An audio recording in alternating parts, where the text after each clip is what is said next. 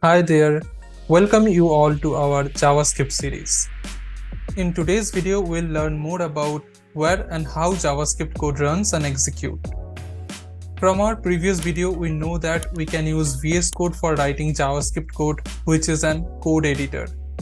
But for executing JavaScript code, we can use our browser or separate JavaScript runtime, that is Node.js. Now let's see how JavaScript code execute in our browser. When a web page containing JavaScript code is loaded on your browser undergoes JavaScript execution. Now the main program that is helping JavaScript execution is called JavaScript engine that is present inside your browser. Now let's see how JavaScript engine works.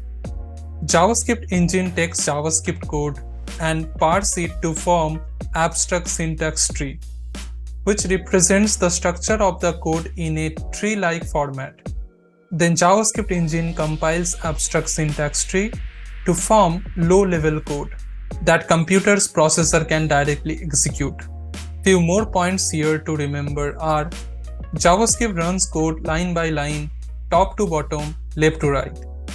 JavaScript hates multitasking, means JavaScript can only execute one task at a time.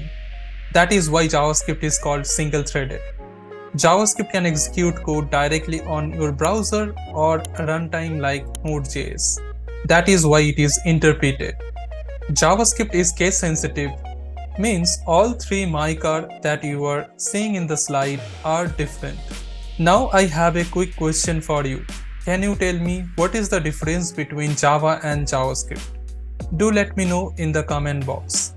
That is it for today. Thanks for watching.